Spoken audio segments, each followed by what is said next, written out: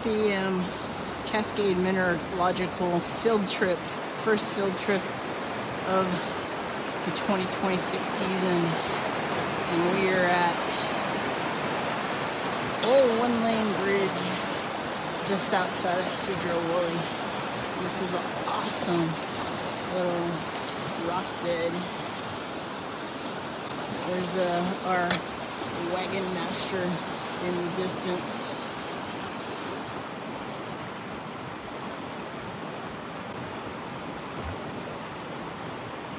I've never seen this much driftwood piled up here, so that's evidence from all the big rains we had in December. Just trying to look for some nice jade, maybe. There's a lot of Dunite, a lot of really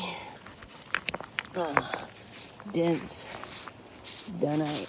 So if you take a look at these rocks, you know, you'll see that there's a lot of translucence to them.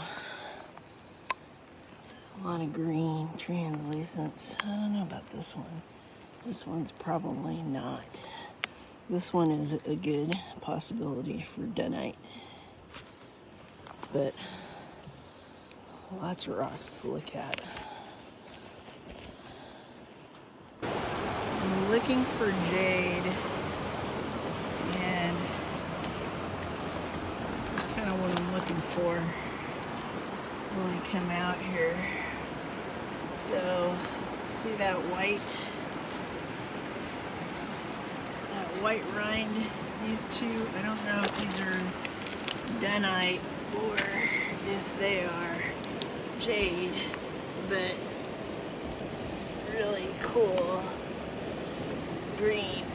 So I may end up just throwing these in the backpack just to see what they are. This one actually looks like jade, just going by the color, but I have no idea.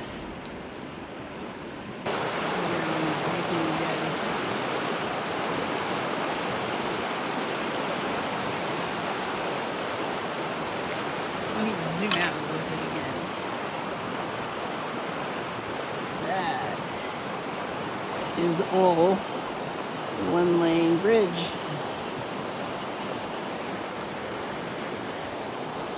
So these are some of the rocks that I brought back from One Lane Bridge. This is gneiss in Washington State, so that's some of what you can find. I just brought some small samples back of gneiss. I like green rocks. So these are probably, I don't know, maybe serpentine, maybe green jasper. You know, I just thought this one would look cool, polished into some piece of jewelry. I've got a couple pieces of nice jasper. I just like this because it has a nice stripe on it that I will slab up. This is a little bit of green and red. We'll see how that comes out when slabbed. And then these are all what I think are Dunite. I was hoping that this was going to be jade, but I think it's going to end up being Dunite because I've done specific gravity on most of these, and they're all in the 3.15 to 3.35 range, which is too high for jade. I can't do this one because it's too big for my scale, but they're all a really pretty green glow, all of them. So, but see, these are more yellow because the husk is yellow. So we'll kind of have to see what this one looks like after I slab it. But I'm thinking it's probably Dunite as well, just because these are all Dunite. I was hoping it, because it had a white husk on it, that it would be jade, but maybe not. And I thought this one was cool because it has what I thought was just exterior orange from iron but it's fairly translucent, and the orange goes all the way around. So really interesting. I'll slab this one as well. So that'll be my next video, is slabbing these. Thought this one was cool too, because this one has some nice green texture in it. And this one I may end up carving. I got it because it's kind of like an egg. So let's briefly talk about the differences when you're field collecting as well as just DIY tests at home between the two types of rocks. So this is nephrite jade that I collected last month, like in the Cedar Woolley area. And then these are rocks from this past weekend's trip east of Bellingham to Old One Lane Bridge. So as you can see, Dunite has a yellow crust, which is very difficult to distinguish from the white crust that's on jade, especially when you're out in the field. I have friends that have been collecting for decades, and even they can struggle, especially out at One Lane Bridge, when you have two crusts that look very similar. So they both will have a translucence to them as well, so you can't really go by that. So you can see there's translucence on both of them that show yellow. So from a weight perspective, they're both heavy rocks. As I said before, nephrite jade is in the neighborhood of 2.9 to 3.1 on specific gravity. And Dunite is close to that. It's a little bit heavier. It's 3.1 to 3.3. So you can't really go out in the field and look at it by weight either. You can't use translucence. So the best thing you can do is just put it in your backpack and test it at home. From a hardness test, these actually are both very similar as well. So Dunite has a hardness of 6.5 to 7.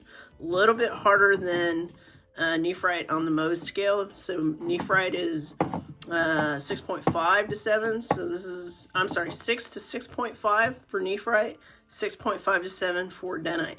So very close. If you can't scratch them, you know, with your standard knife, it's going to be either one. So the true test to really know if this is Dunite is to look at the grains. So as you can see some shiny grains in here.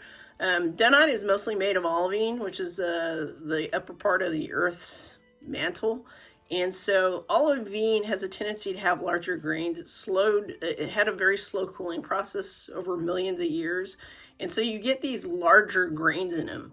Whereas this is an igneous rock, and jade is a metamorphic rock. So jade has gone through, or nephrite has gone through some extra pressure, different temperatures, and it has just made a very smooth interlayered fiber structure that is less coarse. So you can see it's more homogeneous, more smooth, and doesn't have the grain size as this. So you can definitely see the grain size in fractures. You can physically see the grain size and know the difference between Dunite and nephrite. They both shine beautifully. So this is cabs coming from Dunite. They're very translucent, you know, when you polish them. These polish exactly like any other quartz, jasper, agates. Very easy with a wet process. Jade is not so easy. Jade is much more difficult because of the interlayer fibers, that I'm finding that the fibers will tend to stick up and you get orange peel when you use wet processes. So I've got to use dry sandpaper actually when I make cabs with jade. And it tends to not get the orange peel. But they both are beautiful in terms of cabs, just very different animals in terms of grain structure and polishing processes. So my next video, I'll take some of the rocks from One Lane Bridge, and I'll make some cuts so we can take a look at it. See you then.